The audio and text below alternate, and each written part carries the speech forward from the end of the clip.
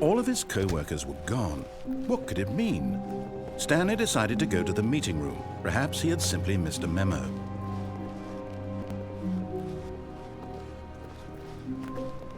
When Stanley came to a set of 2 open doors, he entered the door on his left.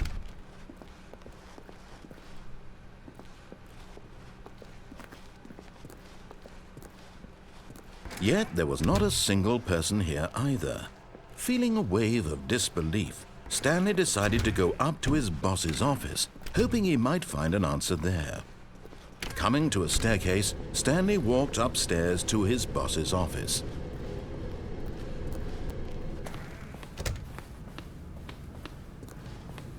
Stepping into his manager's office, Stanley was once again stunned to discover not an indication of any human life. Shocked, unraveled, Stanley wondered in disbelief who orchestrated this. What dark secret was being held from him? What he could not have known was that the keypad behind the boss's desk guarded the terrible truth that his boss had been keeping from him. And so the boss had assigned it an extra secret PIN number, 2845. But of course, Stanley couldn't possibly have known this. Yet incredibly, by simply pushing random buttons on the keypad, Stanley happened to input the correct code by sheer luck. Amazing. He stepped into the newly opened passageway.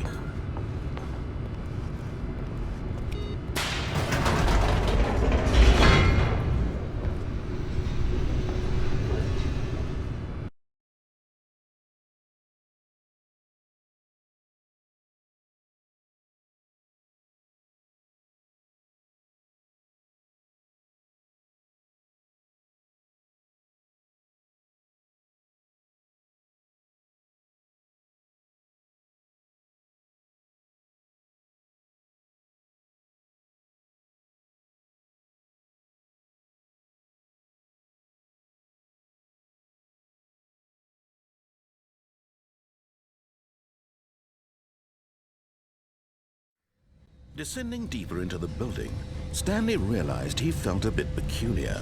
It was a stirring of emotion in his chest, as though he felt more free to think for himself, to question the nature of his job. Why did he feel this now, when for years it had never occurred to him?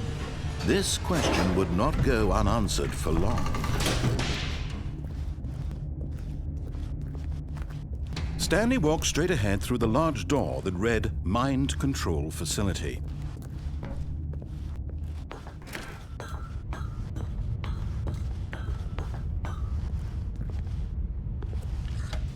The lights rose on an enormous room packed with television screens. What horrible secret did this place hold? Stanley thought to himself. Did he have the strength to find out?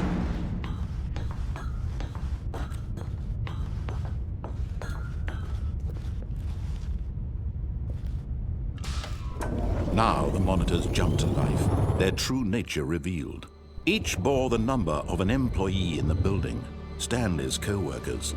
The lives of so many individuals reduced to images on a screen, and Stanley, one of them, eternally monitored in this place where freedom meant nothing.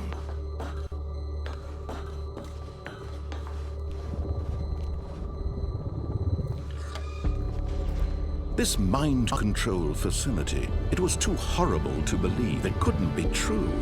Had Stanley really been under someone's control all this time? Was this the only reason he was happy with his boring job? That his emotions had been manipulated to accept it blindly?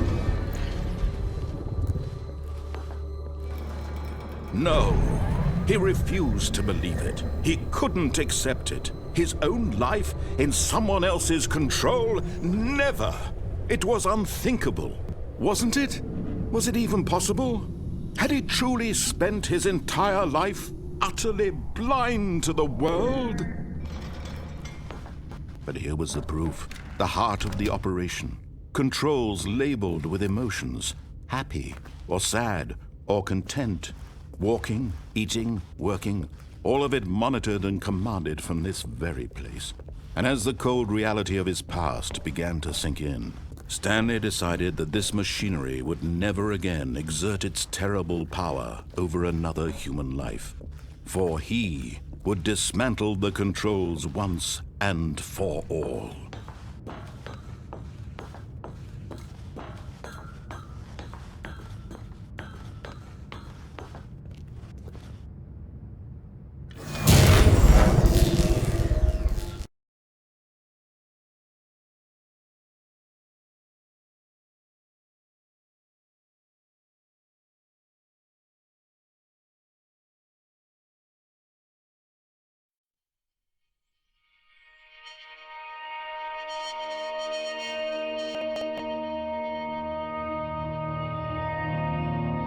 Blackness and a rising chill of uncertainty. Was it over? Yes! He had won! He had defeated the machine, unshackled himself from someone else's command. Freedom was mere moments away. And yet, even as the immense door slowly opened, Stanley reflected on how many puzzles still lay unsolved. Where had his co-workers gone? How had he been freed from the machine's grasp? What other mysteries did this strange building hold? But as sunlight streamed into the chamber, he realized none of this mattered to him, for it was not knowledge or even power that he had been seeking, but happiness. Perhaps his goal had not been to understand, but to let go. No longer would anyone tell him where to go, what to do, or how to feel. Whatever life he lives, it will be his. And that was all he needed to know. It was perhaps the only thing worth knowing. Stanley stepped through the open door. Stanley felt the cool breeze upon his skin, the feeling of liberation, the immense possibility of the new path before him. This was exactly the way, right now, that things were meant to happen. And Stanley was happy.